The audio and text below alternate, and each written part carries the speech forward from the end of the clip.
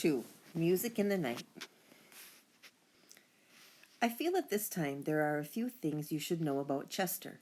He is not your ordinary cat, but then I am not your ordinary dog, since an ordinary dog wouldn't be writing this book, would he?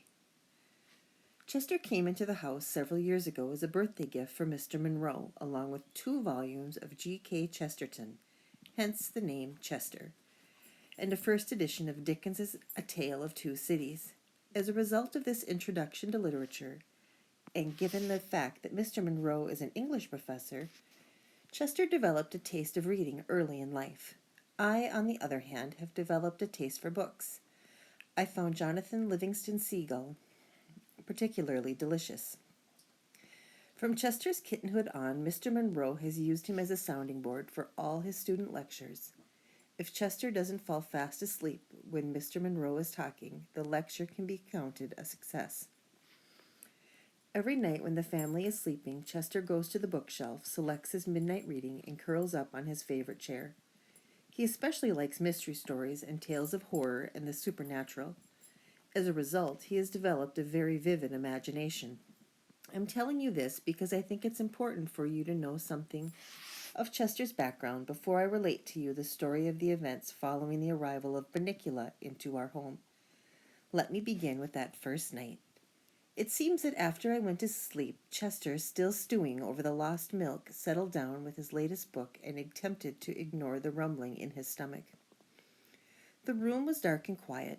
This did not prevent his reading, of course, since, as you know, cats can see in the dark. A shaft of moonlight fell across the rabbit's cage and spilled onto the floor below.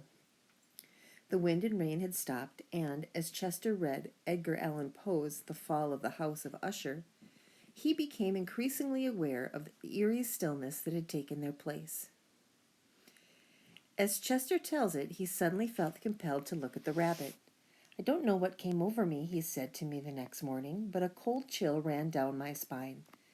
The little bunny had begun to move for the first time since he had been put in his cage. He lifted his tiny nose and inhaled deeply as if gathering sustenance from the moonlight. He slicked his ears back close to his body, and for the first time, Chester said, I noticed a peculiar marking on his forehead. What had seemed an ordinary black spot between his ears took on a strange V shape, which connected with the big black patch that covered his back and each side of his neck. It looked as if he was wearing a coat. No, more like a cape than a coat. Through the silence had drifted the strains of remote and exotic music.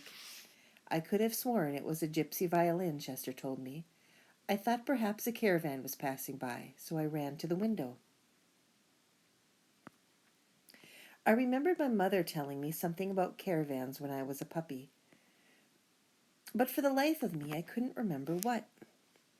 What's a caravan? I asked, feeling a little stupid. A caravan is a band of gypsies traveling through the forest in their wagons, Chester answered. Ah, yes, it was coming back to me now. Station wagons?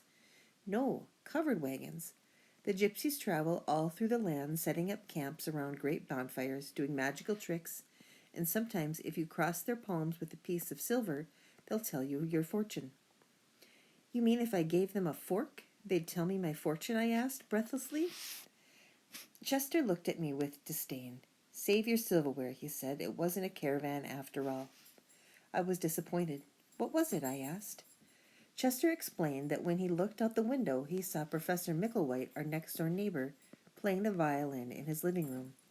He listened for a few moments to the haunting melody and sighed with relief. I've really got to stop reading these horror stories late at night, he thought. It's beginning to affect my mind. He yawned and turned to go back to his chair and get some sleep. As he turned, however, he was startled by what he saw. There in the moonlight, as the music filtered through the air, sat the bunny, his eyes intense and staring, an unearthly aura about him.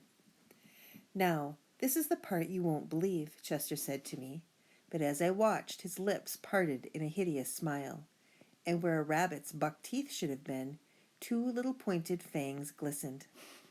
I wasn't sure what to make of Chester's story, but the way he told it, it set my hair on end.